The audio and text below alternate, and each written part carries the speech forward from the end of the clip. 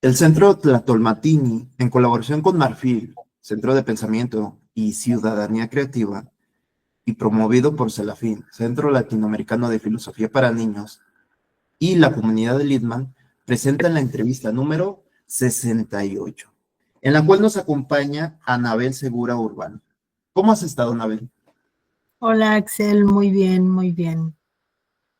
¿Y Qué tú? bien. Y cuéntanos, ¿desde dónde nos acompañas?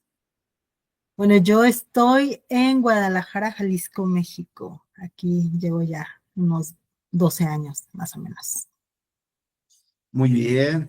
Y bueno, Anabel, mira, te invitamos a que nos platiques, nos narres, nos cuentes tu trayectoria profesional en la propuesta educativa de filosofía para niñas, niños y adolescentes. Y antes de empezar de lleno a conocer esa trayectoria, platícanos a qué te dedicas, cuáles son tus pasatiempos, cuáles son tus estudios. Ok, híjole, me dedico a un montón de cosas. Mi formación profesional, pues soy arquitecta, estudié arquitectura. Traigo ahí un rollo entre decir soy arquitecta y demás, pero bueno, estudié arquitectura. Porque soy mamá principalmente. La maternidad fue algo que atravesó mi vida impresionantemente, entonces a partir de que nació mi primer hijo, dejé el trabajo formal y me dediqué prácticamente a la maternidad, ¿no? Y a trabajar desde casa como home office en los proyectos de arquitectura que me salieron. Entonces mi vida a partir de entonces pues se volcó a la crianza, ¿no? Principalmente, y la crianza trajo como consecuencia la educación de los niños, porque pues bueno, mis hijos son niños desescolarizados que no han asistido a la escuela, entonces me he hecho cargo prácticamente de parte de ser como su acompañante pues en este proceso educativo. Excelente. Y cuéntanos, ¿cómo conociste primeramente la filosofía? ¿Cuál fue tu reacción? Y después, ¿cómo conociste filosofía para niños? Híjole, yo creo que ya sabes que los acercamientos que te dan a filosofía son, bueno, yo los recibí en principio en la secundaria, algunas como tintes ahí de filosofía. Fue más en la preparatoria, en la vocacional, que, que sí llevé como tal 2 semestres de filosofía y se me hacía interesante, pero yo no le entendía nada. Entonces decía, ay Dios mío, ¿qué es esto, no? Y las tablas de verdad y demás de lógica que pues no le hallaba. O sea, se me hacía complicado, muy teórico, muy tedioso. Después leí La insoportable levedad del ser, de Milán Kundera, por ahí de los 20, y ahí venía este proceso del eterno retorno de Nietzsche y él así hablaba Zaratustra. Entonces me quedé clavada en ese intro del libro que se me hizo muy interesante. Entonces me compré a consecuencia si hablaba Zaratustra, ¿no? Un libro también un poco complicado, pero me abrió como esta curiosidad a conocer, bueno, ¿y qué es la filosofía, no? ¿De qué se trata? Y de ahí me fui comprando otros libros que La República de Platón y demás, pero se me hacían complicados. Entonces, además, a la par estaba yo estudiando arquitectura, entonces, pues así como que los tomaba de momento, ¿no? Y bueno, ya eh, me dediqué más a leer literatura narrativa y demás. Y el acercamiento a filosofía para niños, hay una chica en Facebook que en este viaje de crianza natural, respetuosa y demás, ella era filósofa y en algún momento, en alguno de estos grupos de crianza que yo estaba, menciona así que filosofía para niños. ¿Qué es esto? Y entonces ella empezó a decir, tengo unos kits que vendo para acompañar a despertar el pensamiento de sus hijos y de los niños, porque desde chiquitos hay que, entonces, eso es algo que siempre me había inquietado, porque también debo confesarte que tengo un cuñado, el esposo de mi hermana mayor, que le encantaba la filosofía y leía todos, entonces él me acercó al mundo de Sofía y a ese, por ejemplo, sí le agarré más la onda, ¿no? Entonces, tú sabes, la novela trata de llevar la filosofía a la adolescencia, a la infancia, y dije, bueno, pues para qué esperar hasta la adolescencia, ¿no? Mm, Se puede hacer desde pequeñito. Entonces esta chica empecé a seguirla, a ver su información y de repente empiezo a ver más que filosofía para niños, pero, o sea, no mucho, ¿eh? Realmente fue en la pandemia, poquito antes de la pandemia, que empecé ya por ejemplo, me enteré de SECAF y me enteré de Grupo IREF y anduve ahí en otro, ay, no recuerdo que esta chica de Argentina, la Coca Bonjour, creo que se llama, este, pues iba compartiendo y entonces ya fue en la pandemia que se acerca, me llegó a través de una amiga, oigan, una chica que conozco va a dar una charla de filosofía para niños, se llama Paulina Lerín y ¿quién le interesa? Y yo, ay, a ver, yo, ¿no?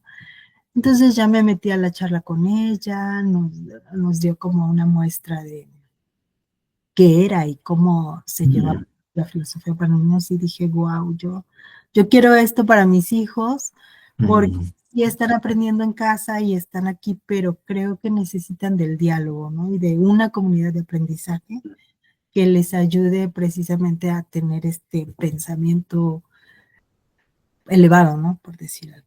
mm. Entonces, Ah, muy bien. Y a partir de ese primer acercamiento a filosofía para niños, vino una serie de formaciones. Déjenme, les comento de que Anabel Segura y con otros conocidos, creo que es de las personas que últimamente he visto muy activas, que me meto a un curso y ahí están. O he visto que andan en unos diplomados. Ella junto a Jazmín González, que es la entrevista número 11, Marisol Hernández del Real, que es la entrevista número 14, que los invito a ver sus entrevistas. Las he visto en en muchos talleres, en muchos diplomados, lo cual se me ha hecho muy interesante. Pero cuéntanos, Ana, a ver, esa línea del tiempo a través de todas esos talleres, esos diplomados, esa formación. bueno, entonces después que veo esto, Paulina me ofrece, ¿no? La formación y chin, yo estaba entre pandemia, recién mamá y también por el lado económico, ¿no? Dije, no, pues no, ahorita no me puedo pagar un curso y yo sigo muchos grupos de filosofía y demás, entonces ahí veo un anuncio que dice, alguien interesado en filosofía para niños, contácteme, ¿no? Atentamente, Fabián Mejía y yo. Entonces llego y ya le escribo por privado, me dices que estoy a punto de formar una comunidad de filosofía para niños, soy del Ecuador y bla, bla, bla. Entonces me invitó a las primeras reuniones de la comunidad Littman. Ahí comencé y ellos empezaron a juntar Iñaki, ya sabes, ¿no? Alex, eh, algunos chicos del centro Mautai, y entonces yo dije, no, o sea, yo necesito una formación, porque de puro leer filosofía, de puro sí acercarme, de estar en esto, no es suficiente, ¿no? Entonces, en ese momento la comunidad Lippmann estaba recién, o sea, todavía no tenían estas formaciones que ya tienen ahora, ¿no? Que ya tienen, por ejemplo, el Centro de Filosofía del Ecuador. Entonces, ya tenía yo la página de SECAFI y me fui inmediatamente, ¿no? Solicité una beca, muy generosas, todos ellos me hice una carta de compromiso, bla, bla, bla. El punto es que me dieron la beca y de ahí, ¿no? Surgió el despunte para estudiar filosofía para niños con ellos. Y en el transcurso del camino, una de mis compañeras es Berenice. Y entonces ella me comenta, oye, Anabel, hay una formación de filosofía lúdica con Angélica Sátiro, como ves, y nos metemos los 5, pues 5 nos hace un descuento especial y no sé qué. Y yo, bueno, mujer, pero yo apenas si puedo con esta beca, ¿no? de CECAFI, no, o sea, no puedo. Entonces, no, dije, no puedo. Y Bere dijo, ya, dice, después de un tiempo me contacta y me dice, Anabel, ya junté 4, me falta una persona. De todos modos, si no junto a esa persona, yo voy a tener que pagar mi curso completo en lugar de la mitad, ¿no? ¿Te Ujú, parece si te meto en ese grupo y ya que acabe tu formación de ese CAFI, tú continúas, ¿no? O sea, pagando ahora lo de sátiro. Y yo, no, pues genial. Entonces, bueno, ahí sigo con la formación del primer encuentro con filosofía lúdica de Angélica Sátiro a la par de estar con CECAFI. Y, y bueno, después de eso, bueno, antes de eso, entré en el inter de esas dos. Aparte estaba en un taller de consultoría filosófica ya con Darwin Reyes y Erika ujú, Escobar, me parece, del centro Amautal.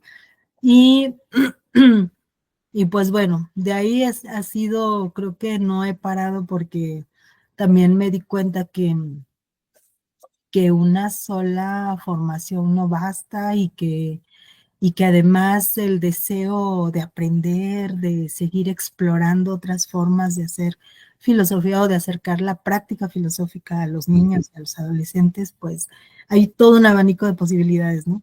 A partir de eso, pues ya viene eh, otro diplomado en habilidades avanzadas, otro diplomado en talleres filosóficos, este, otro diplomado también con Casa Creativa, sigo en el seminario con Angélica porque con ella nace el proyecto de filosofía y arquitectura para niños y adolescentes, ¿no?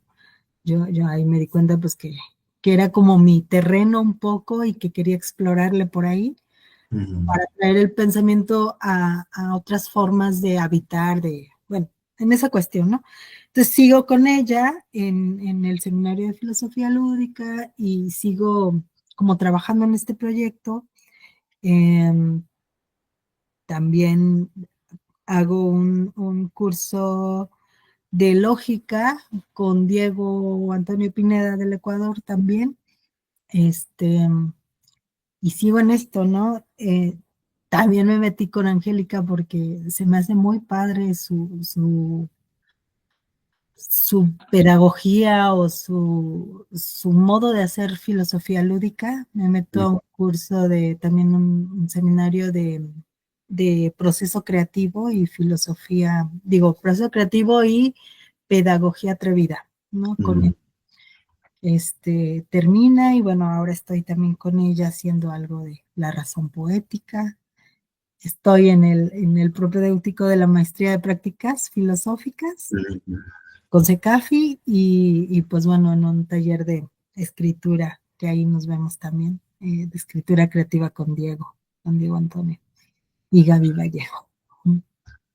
Con una amplia gama de diplomados, de cursos de formación, en la cual, como comentabas, estás buscando pues esa formación continua de alguna forma que nunca acaba, que siempre vamos a estar investigando, que siempre vamos a estar adaptándonos a los nuevos retos que se presenten. Y a partir de toda esa trayectoria, de todo ese currículum, ¿cuáles han sido tus experiencias, tus anécdotas?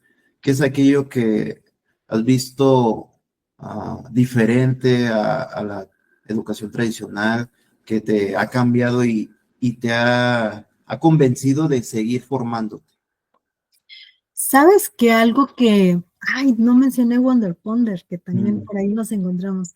¿Sabes algo que me ha hecho, que me ha resonado y que ha cambiado? O sea, incluso el hecho de que yo no haya escolarizado a mis hijos también tiene que ver con esto, ¿no? De romper con la educación tradicional. Pero me he dado cuenta que no basta con hacer la escuela en casa. Bueno, que no es mi idea, ¿no? Pero creo que algo que todos olvidamos en algún momento, tanto personas que estudian en casa o que están en desescolarizadas, como personas que estudian en el método tradicional, es como esta pedagogía de la pregunta, ¿no? mm, O sea, el incitar, el invitar a los niños, el propiciar el espacio para que ellos generen las preguntas, para despertar esa curiosidad. Bueno, ¿y qué te hace preguntarte esto que estamos leyendo, viendo, observando, degustando, dependiendo, ¿no? Lo que estamos haciendo en filosofía. Yo he visto esa parte del preguntar, esa parte de, por ejemplo, saber que en el método tradicional también hay una parte que minimiza a los niños, ¿no? Que es algo, una cuestión vertical desde el yo sé y tú respondes, yo te pregunto y tú respondes y nada más, ¿no?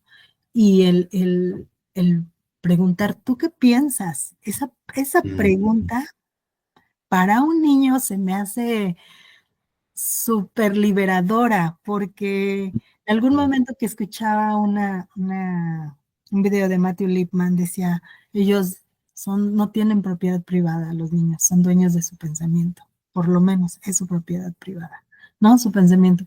Entonces, cuando tú le preguntas a un niño, ¿tú qué piensas?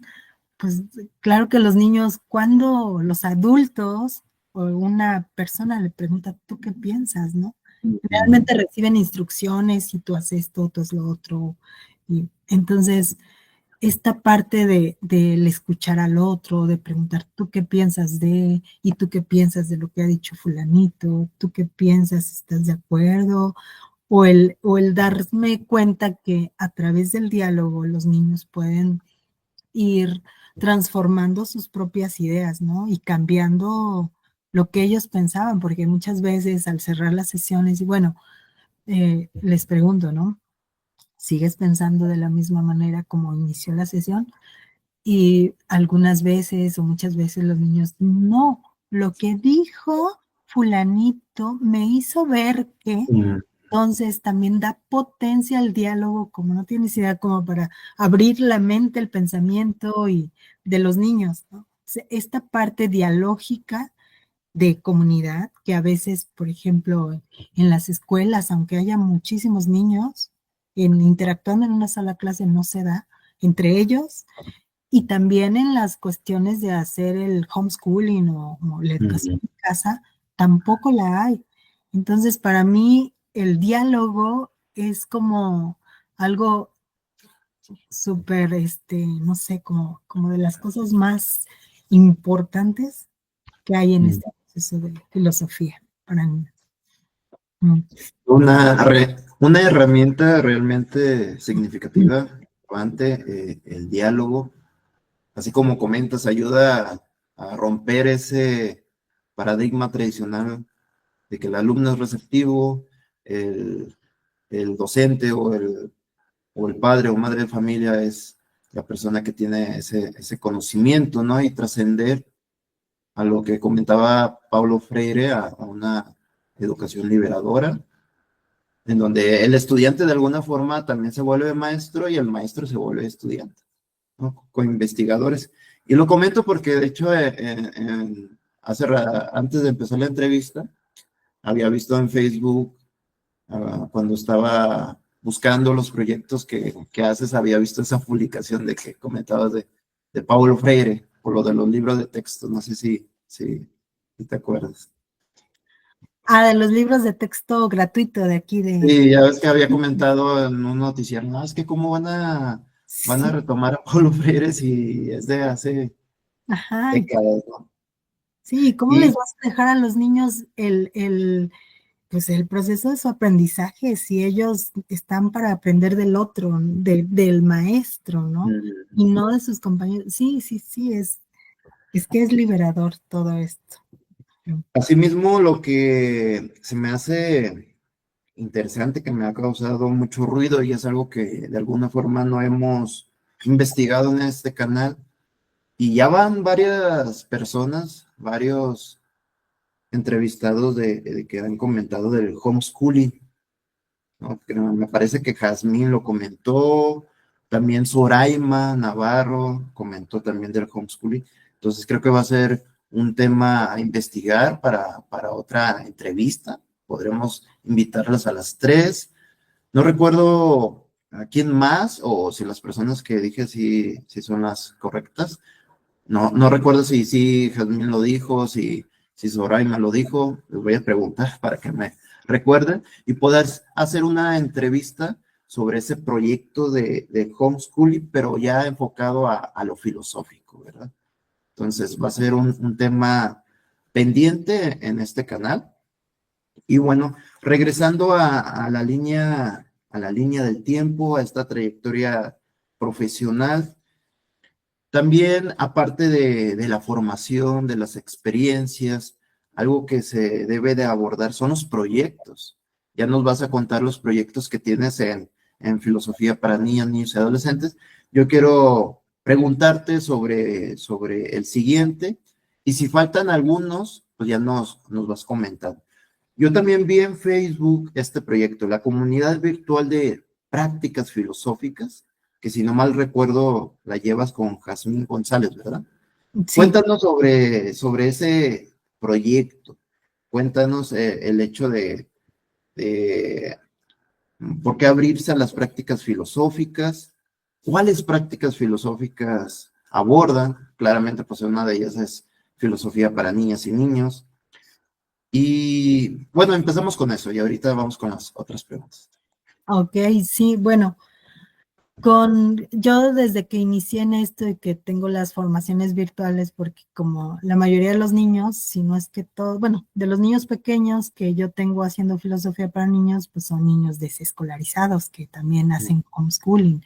Mm, Entonces, con ellos empecé llevando filosofía para niños, pero también a la par fui metiendo práctica, filosofía lúdica, este, y algo de caminata filosófica, ¿no? mm, De manera virtual. Entonces digo, ya no nada más estoy haciendo filosofía para niños, ¿no? Y creo que es importante destacar que no todo se centra en la filosofía para niños, sino otras prácticas en donde está involucrada la filosofía. Entonces, con los chiquitos hacemos esto, pero con los adolescentes también, que es la comunidad que llevo con Jazmín, porque mm, muchas veces también terminamos haciendo otro tipo de sesiones de filosofía, ¿no? Por ejemplo, el filocine, aparte de la lúdica, hemos hecho caminatas filosóficas, igual en modo virtual, ¿no? Eh, estamos por hacer, tenemos en mente hacer un taller de como de identidad, de encuentro con sí mismo, con los adolescentes, sobre todo con ellos va más enfocado, ¿no? Esto de prácticas filosóficas. mm, Eh, hemos tenido talleres donde nos han mm, invitado a llevar esto, a hacer, por ejemplo, hicimos un taller sobre la guerra, Segunda Guerra Mundial, con unos chicos que están en un taller de investigación, y tú sabes, ya el taller lleva pues más de la comunidad de diálogo, ¿no? Lleva más tiempo y otros procesos. mm, Entonces, pues prácticamente a esto nos referimos cuando hablamos de prácticas filosóficas dentro de las personas que están en la comunidad de virtuales de filosofía para niños y con adolescentes. También hacemos cafés filosóficos con las mm, mamás y con los papás, ¿no? Que se quieran sumar a estar en este diálogo. Hacemos con ellas y bueno, decir que pues nuestro trabajo no se queda en los niños, sino se extiende a sus padres y a sus madres, ¿no?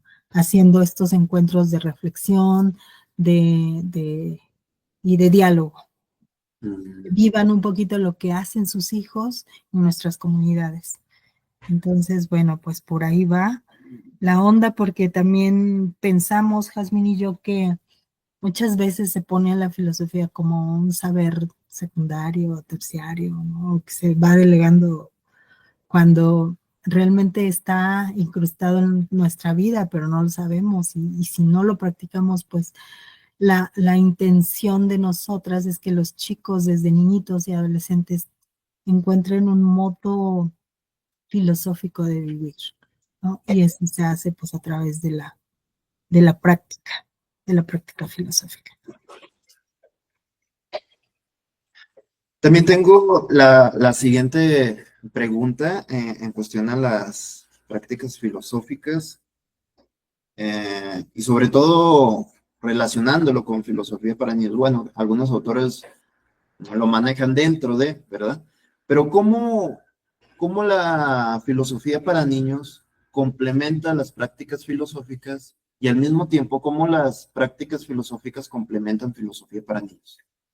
Sí, yo también lo veo así como que es parte de, ¿no? O sea, no sé si dentro de las prácticas filosóficas esté filosofía para niños o a la inversa, pero yo no lo puedo separar. Para mí está dentro de, y, y entonces, pues bueno, va por ahí, nosotras metemos, por ejemplo, tanto Jazmín y yo juntas como yo en mis otras comunidades, metemos toda la metodología de Matthew Lipman, pero también usamos lo de Casa Creativa, ¿no? El proyecto Noria de Angélica Sátiro, también usamos método socrático, a veces un poco al modo de hacer un café, ¿no? Donde ya nos basamos más bien en la pregunta, y en la pregunta, y en la pregunta que ha surgido.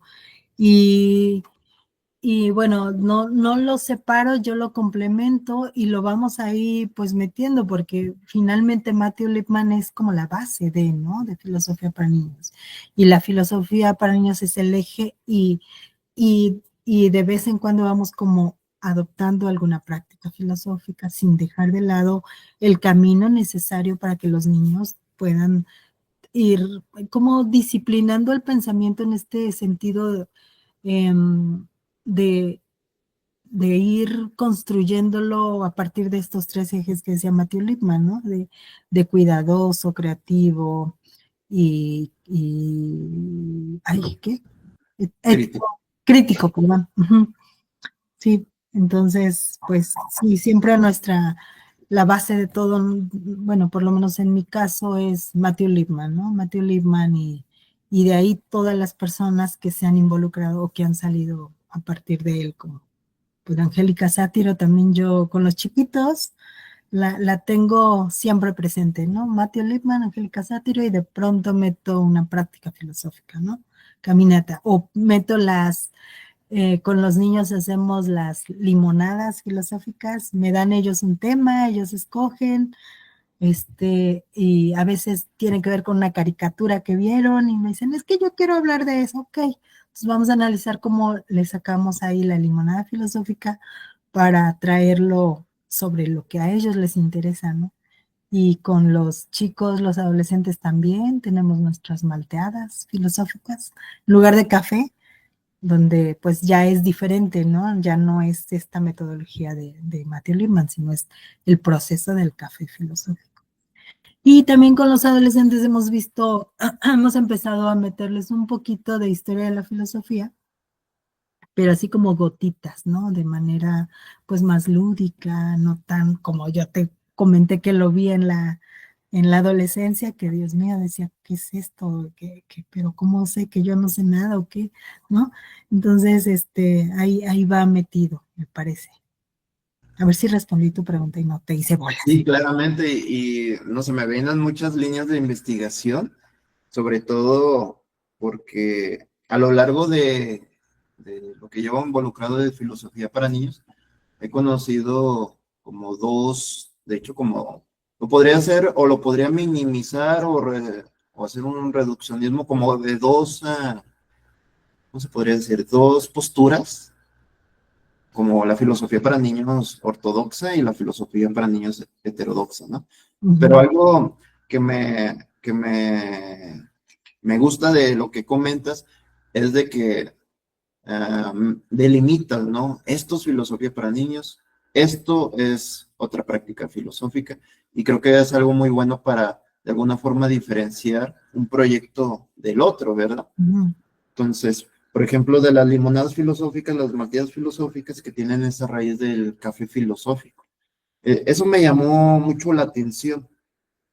Y bueno, aprovechando la entrevista, ¿cómo es la metodología? ¿Cuáles son los pasos para llevar a cabo esas prácticas?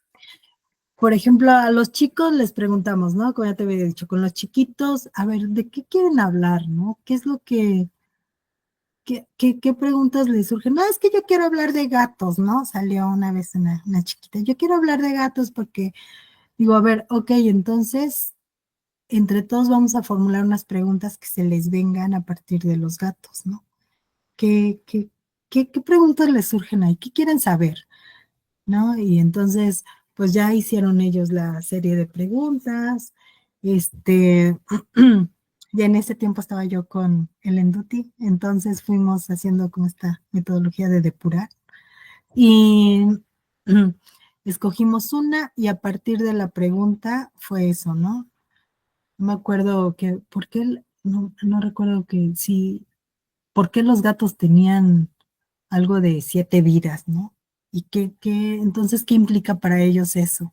Entonces, de ahí, pues fue prácticamente esa pregunta, yo le investigué un poco para tener algunas citas, ¿no? De ahí de respaldo de, por ejemplo, eh, citas de, pues de coloquiales, ¿no? De el 4, ¿cómo? Hay una del, bueno, tipo refranes, a manera de y cómo ellos lo iban relacionando con lo que estábamos dialogando y qué otra cosa se les ocurría y era prácticamente el diálogo con base en la pregunta que surgió al principio, ¿no? De ellos. Entonces al final hicieron un ejercicio nada más como cierre de si yo fuera un gato, ¿no? Y algunos, ¿qué sería? Ay, me encantaría porque entonces podría irme sin pedirle permiso a nadie, ¿no? Sería libre y en realidad serías libre y de ahí surgen, ¿no? Más cosas. Entonces, sí lleva un poco, no va tal cual como el café filosófico, porque tú sabes que en el café se citan muchas cuestiones ya, frases de filósofos, ¿no? Muy fuertes, o que a lo mejor ellos no podrían ahorita comprender o no tienen tanto este pensamiento abstracto, pero sí lo tratamos de equiparar o de ir llevando medio la metodología y a ver qué significa ser gato. Y a ver, vamos a investigarlo desde el punto de vista del diccionario, ¿no? De la Real Academia de la Español. ¿Y qué es un gato? ¿Y qué otro tipo de gatos conoces? Y qué así, ¿no?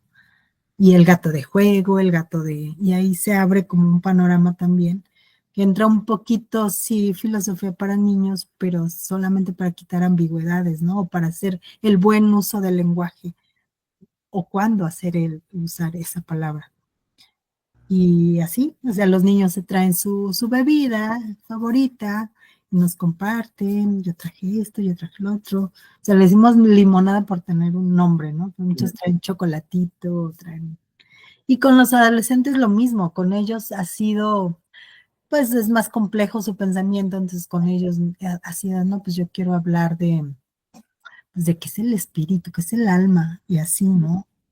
Y a partir de ahí, con ellos sí ya le vamos metiendo citas filosóficas, ahora sí, como que más, fulano dijo esto, ¿no? O tal filósofo pensó X cosa, ¿y tú qué piensas? ¿Tú qué puedes pensar a partir de lo que esta persona dice, de lo que es el alma o de lo que es el espíritu, o de lo que es, sí, ¿no? Entonces, pues también ahí vamos. Muy bien, y sobre todo porque también era algo que de alguna forma es necesario puntualizar, ¿no? En esas prácticas filosóficas que, como tú comentabas, ¿no? Se van dando gotitas de historia de la filosofía. Claramente tenemos pues diferentes posturas, ¿no? Diferentes posturas. Y en filosofía para niños, de alguna forma, se ven las ideas de los filósofos, ¿no? Ujú. Ya después, posteriormente, como comentaba Lidman, se pueden ver a los filósofos, pero también tenemos las otras proyectos donde de alguna forma se va poco a poquito o inclusive de lleno, ¿verdad? También he conocido a algunos autores, he visto en Facebook que ven de lleno la historia de la filosofía con niños y entonces se me hace muy interesante, ¿no? La amplia gama, el abanico de posibilidades en la cual uno puede decir, ah, yo puedo escoger esto, de acuerdo al tema o de acuerdo a la situación que se presente en la clase. Y, y bueno, regresándome un poquito ahora a, para profundizar en una de las formaciones, experiencias en la comunidad Litman. Vamos a profundizar en ella, sobre todo porque ahí también llevaste a cabo algunos proyectos. Yo recuerdo que facilitaste algunas comunidades. ¿Nos Oh, puedes platicar sobre eso? Porque eran comunidades interculturales. ay, sí, sí es cierto. Bueno, para mí la comunidad Lipman es como mi faro, ¿no? O sea, yo tengo todas las formaciones, pero ahí están como, es el faro donde, chin, estoy atorada aquí y ya sé que yo tengo una comunidad, así como los niños, tengo una comunidad que me nutre, que me abre el pensamiento, que me hace cambiar un poco lo que yo pensaba de y que me va abriendo. Entonces, bueno, Fabi, al principio la comunidad ha sido muy generoso porque nos dio también algunas prácticas de filosofía para niños y fue como mi acercamiento con eso. También ha propiciado ya dentro de las formaciones, ¿te acuerdas que de pronto mete me acuerdo con el sí mismo que vimos con Darwin Reyes también, que fue un todo, pues fueron creo que como 5 sesiones de trabajar duro, ¿no? En sí mismo. También el taller de Platón para entenderlo profundamente. Y bueno, dentro de la comunidad Leibman, pues tú sabes que hacemos comunidades de indagación filosófica con niños con los que nosotros tenemos comunidades, cada quien en su punto, ¿no? Geográfico. Entonces, bueno, ahí me tocó hacer una comunidad sobre la Pascua, la primavera, en donde había bueno, todos son de habla hispana, pero estos niños están con Eriquita en Suecia, otros niños que estaban del Ecuador, otros niños de Zacatecas, del interior de aquí de la República, Mérida, de aquí de Guadalajara, este, y bueno, ahí llevé esta sesión de filosofía, de intercultural, en efecto, porque a pesar de que nos une el lenguaje, el idioma, pues tienen otro modo de vida, otro modo de ver las cosas. Ahí recuerdo que, pues muchos, e incluso aquí, ¿no? En mismo México, muchos así como que en Suecia, por ejemplo, no son tan religiosos y algunos aquí en México tampoco, entonces veían eso como que de la Pascua desde otra perspectiva, ¿no? A diferencia de otros niños más metidos en cuestiones como sí, más espirituales religiosas, de que ya lo veían o lo relacionaban con Semana Santa en cambio otros lo relacionaban con la venida de la primavera, con el despertar de la tierra, entonces todas estas perspectivas a los niños que participaron en ella, pues les van nutriendo y les van mostrando todas las coincidencias que tienen pero también las diferencias, ¿no? Y cómo a pesar de estar en distintos puntos geográficos, pues van convergiendo en algo, pero también van, van dándose cuenta de que no todo es lo mismo, ¿no? Y que van nutriéndose entre ellos de sus distintas culturas y modos de ver la vida. Un reto, ¿verdad? Ay, sí. Sí, Sí, aparte me tocó y yo, ay, Dios mío, ¿qué voy a hacer? Los sí, nervios. y así con niños de un mismo territorio, un mismo entorno, cultura, es complicado de diferentes países, ha de ser más. Sí, luego toca temas sensibles como que, ay, pues sí, pero si ya se murió si ya acaba de morir el invierno y pues no quiero recordarlo. Bueno, recuerdo una niña de Ecuador que dijo, es que yo sé lo que se siente que se muera alguien porque se acaba de morir una persona que quiero mucho, ¿no? Y entonces también toca no nada más estas comunidades de indagación, no nada más toca el pensamiento, sino las emociones, se baja al cuerpo, ¿no? Entonces está padre porque cada uno lo interpreta desde su cultura, desde quiénes son, desde dónde están y así. Entonces está. Muy bien, entonces ahí podemos ver cómo la comunidad de diálogo, la comunidad de indagación, también es un potenciador de esa interculturalidad, de de alguna forma de romper esa segregación que hay entre las culturas y irnos a ese paso más de una convivencia más sana entre ellas. Muy interesante, Anabel. También al inicio de la entrevista comentabas que estudiaste arquitectura y hace algunos ayeres me comentaste de un proyecto que es la filoarquitectura o la arquitectura filosófica. Cuéntanos, ¿de qué trata ese proyecto? Es un proyecto que estoy desarrollando. Ay, voy lenta, pero ahí voy. Yo desde que iba a la universidad me di cuenta que, pues, si algo falta para aprender arquitectura es interiorizarla desde el pensamiento, ¿no? Desde una vivencia, ahora lo puedo ver más fenomenológica, pero también ética. Entonces, este, esta parte de también cuando yo estudié arquitectura apenas empezaban las cuestiones climáticas, ¿no? O a ver la arquitectura desde un camino que no impactara tanto el medio ambiente. Entonces me tocó como la última pincelada, vi algunas cosas de bioarquitectura, de normales climatológicas y de cuestiones pues de ecología, ¿no? Entonces, me parece importante también a los niños cuestionarse, o sea, pasamos todo el tiempo habitando espacios, tu casa, la escuela, la ciudad, y a veces no somos conscientes de cómo lo habitamos, ¿no? Si nada más estamos aquí, ¿qué tanto te beneficia, por ejemplo, el que tú tengas una habitación ventilada, iluminada? ¿Cómo puede ayudar eso a tu salud? Pero también, ¿cómo puede ayudarte eso a, pues sí, a pensar mejor, ¿no? También. Entonces, dentro de la arquitectura está padrísimo porque así se me hace tan similar a la filosofía porque atraviesa todo. O sea, en la arquitectura tú puedes tener proyectos de hospitales, de hoteles, restaurantes, vivienda, oficina, teatro. Entonces, de cierto modo, el arquitecto se va llenando de todos estos conocimientos porque cuando le llega el proyecto, pues tienes que conocer lo que vas a, o para qué vas a diseñar, ¿no?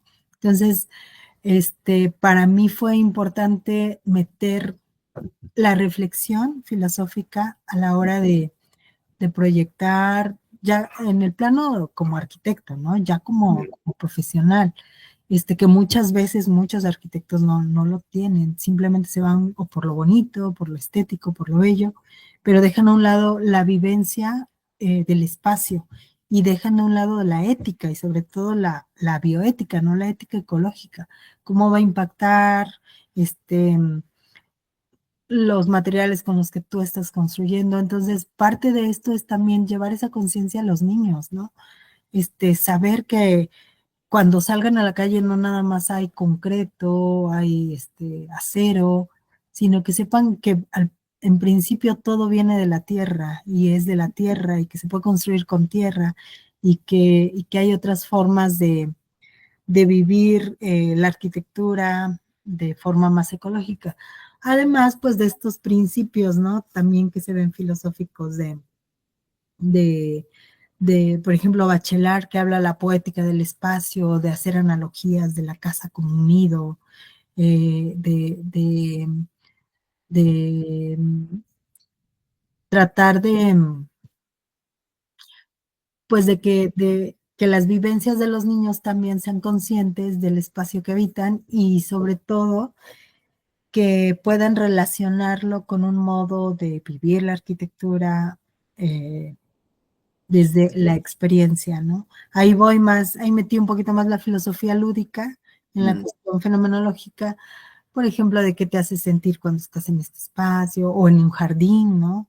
O qué es la diferencia entre a lo mejor un jardín intervenido por el hombre que un jardín natural, ¿no? Ahí no sé, estilo barraganesco, ¿no? En términos arquitectónicos, que los jardines brujos, que decía él, ¿no? Que se dejan llevar por la naturaleza. Entonces, me interesó en principio para los niños también que ellos fueran percibiendo su espacio y su modo de vida desde este punto de vista reflexivo y filosófico, pero también ético y también estético, ¿no? Si trabajamos desde la belleza, desde las primeras infancias y ver estos temas de equilibrio, estructura, luz, sombra y cómo se van esos llevando también a la vida misma, ¿no? Atravesándonos a lo mejor haciendo como analógicamente lo que sucede en la arquitectura con cómo entra la luz en tu vida, como cuáles son las sombras que también tú habitas, ¿no? Y y bueno,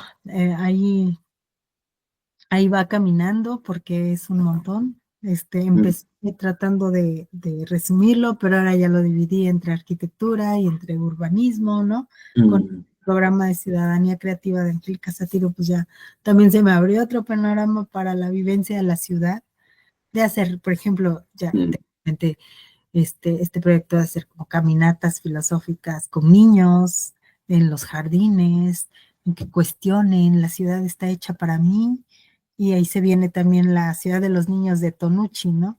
¿Qué tanto está pensada la ciudad para los niños? ¿Qué tanto tu casa está pensada para ti, no? Y, y pues ahí va caminando este proyecto.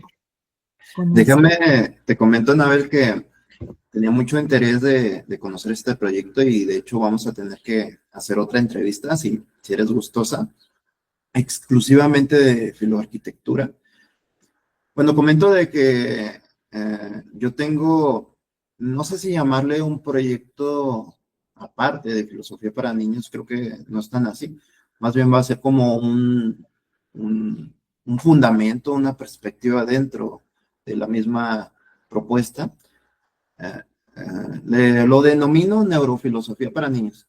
Entonces, enfocado a la neuroeducación de alguna forma. Sí. Y cuando yo estaba investigando, encontré el concepto de neuroarquitectura.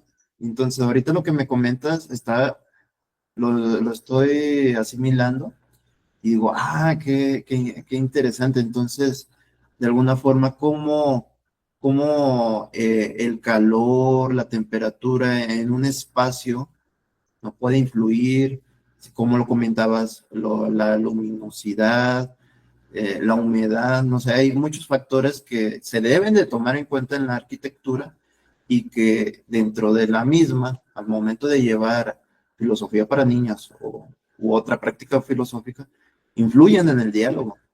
Yo he tenido experiencia, me tocó bueno, hace 2 años, hace un año, de comunidades de diálogo que las hacía después de recreo donde había un calor más insoportable que en la mañana y no, me salían muy mal, malas experiencias, pero en cambio si lo hacía antes, ya era totalmente diferente. Entonces, ¿cómo la arquitectura de alguna forma influye también en el aprovechamiento de una comunidad de diálogo?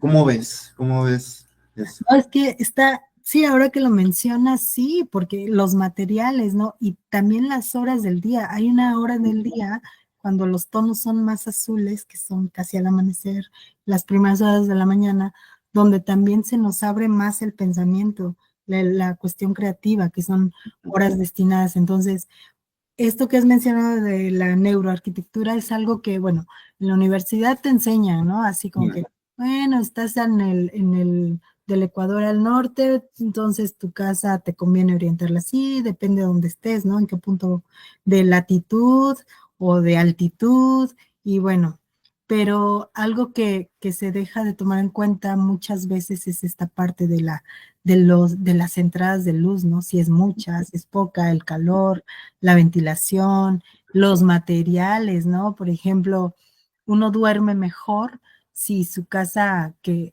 fue muy mal llamado el adobe, ¿no? Que fue criminalizado, como que no soportan, ¿no? Esto, pero el adobe es un alto como receptor, o bueno, ¿cómo te diré? Aislante de, por ejemplo, del Wi-Fi, de todos estos magnetismos que de pronto no nos hacen conciliar bien el sueño, ¿no? Y cómo todo eso tiene muchísimo, muchísimo que ver, y además de la vegetación, tú pones una plantita en cualquier lugar y te cambia el ambiente completamente. Hay algo que se llama biofilia en arquitectura, que es como reverdecer los espacios. Hay escuelas también que ya se han hecho que sí o sí deben de tener una planta en el aula, ¿no? Una, o varias. Y a mí me tocó cuando, el único hijo que fue a la escuela y que iba a un kinder, cada niño tenía su plantita en el salón, entonces la tenían que regar y bueno, se veía el saloncito bonito, pues porque había plantitas, ¿no? Entonces, sí, sí, claro que influye en tu bienestar, en tu estado de ánimo, en cómo aprendes, tiene un impacto tremendo, la ventilación, la iluminación y la temperatura, como ya bien lo has dicho, ¿no? Porque nuestro cerebro está más preparado y nuestro cuerpo en general, ¿no? Porque pues, la temperatura no nada más se siente pues en todo y la luminosidad también tiene que ver en cómo reacciona nuestro cuerpo hacia ciertos estímulos. Y en ese caso, pues el aprendizaje, ¿no? Está, pues, esa parte es la que me mueve demasiado con los niños, ¿no? Imagínate que ellos lo puedan ir viviendo desde chiquitos, puedan ir siendo conscientes desde este fenómeno, ¿no? Esta fenomenología que van viviendo día a día, pues me imagino que de grandes, de adultos querrán eh, o pedirán algunos espacios mejores, ¿no? No se trata de qué tan caro es, sino de cómo está dispuesto el espacio para que tú puedas sentir el confort. Y ese confort que te facilita y te abre, pues en este caso, la puerta al aprendizaje mejor apreciado, ¿no? Por decir algo. Muy interesante, por eso vamos a tener otra entrevista dedicada a filoarquitectura. Y bueno, Anabel, vamos a ir poco a poco cerrando nuestra entrevista. Coméntanos algún otro proyecto o alguna otra meta, algún otro reto que quieras comentarnos de filosofía para niños o las prácticas filosóficas también, o algo que es necesario puntualizar que nos faltó o crees que nos faltó hacerlo a lo largo de esta entrevista. No, bueno, sí tengo un círculo de lectura para niños también, con este enfoque reflexivo, ¿no? Filosófico. O sea, no, por eso digo, yo le llamo círculo porque no es el clásico club de lectura donde, ven cuestiones más gramaticales, ¿no? De pronto, sino es más, ¿cómo ¿qué te toca de la lectura a ti? ¿Cómo lo puedes ir tú, con los transformando o viendo en tu vida, ¿no? Y eso pues con los chiquitos, con los niños. Y tengo ese círculo de lectura con ellos y también en mente hacer cafés filosóficos con adultos.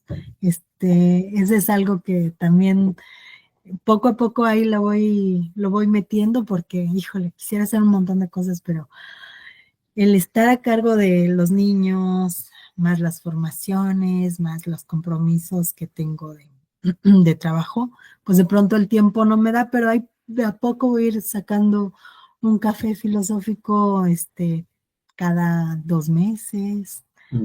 Esos son más bien presenciales aquí en Guadalajara. Eh, tengo eso en mente, sigo con lo de filoarquitectura, desarrollándolo. También últimamente que yo voy mucho a Ciudad de México, entonces cada que voy es sí o sí tengo que ir a un museo o dos, ¿no? Entonces, con los niños me he puesto a hacer esa práctica filosófica dentro del museo. Entonces, mi tirada también es decir, híjole, bueno, están ellos y yo, pero ¿qué pasaría si vinieran más niños, no?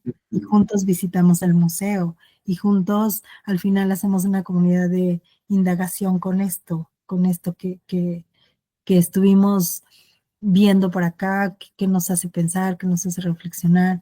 Entonces, eso es algo que tengo ahí como en mente, ¿no? Y entre otros talleres que poco a poco se me ocurría con una amiga hacer un taller de verano de filosofía. Bueno, ya se mete a trabajar ella de tiempo completo, entonces ya no sé si lo va a poder hacer porque sí necesito apoyo para no sobrecargarme. Y eso, en eso andamos. Muy bien, si alguno de los que están viendo este video quiere información sobre esos talleres, sobre la comunidad virtual de prácticas filosóficas o alguno otro de los que comentas, ¿dónde te pueden contactar? Me pueden mandar un correo electrónico o me pueden, más fácil por WhatsApp. O sea, el correo electrónico sí lo reviso como 2 veces a la semana, pero el WhatsApp pues ahí está. Entonces, mi correo que es segura Anabel, así, segura Anabel doble A, pero junto, seguraanabel@gmail.com, por ahí, o mi WhatsApp que es 33 3404 6616. Ahí podría. Muy bien. ¿El correo es en minúsculas? ¿Todo? Sí, todo en minúsculas, perdón. Ujú. Muy bien. Bueno, ya para ir finalizando esta entrevista, te tengo dos últimas preguntas. La primera es, ¿cuál es tu concepto personal de filosofía para niños?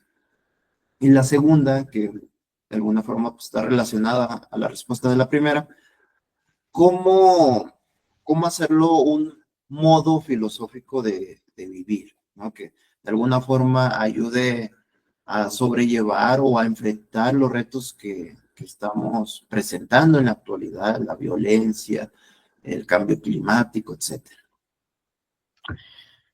Mi concepto filosófico para niños, ¿no? ¿Me dijiste? Concepto personal. Sí, Personal de filosofía para niños. sí, Ok. sí, de filosofía para niños. Ay, pues yo creo que me quedo con el de Matthew Lipman, que es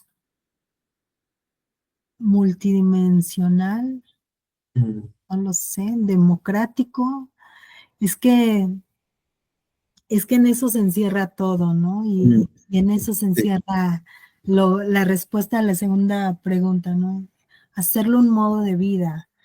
Este, es es una confrontación continua con uno mismo, con lo que haces, con compararte a pensar, ¿no? También, yo sé que la inmediatez está de mm, respuesta inmediata, todo es lo rápido, pero para mí sí necesitas un tiempo de pararte, de pensar, de silencio, de, de ver, pensar en el otro, no nada más en ti mismo, ¿no? Porque ahora mm, está mucho el individualismo, ¿no? Y a veces creo que esta parte del amor propio se ha traspasado un poquito a este individualismo que nos aparta la mirada del otro.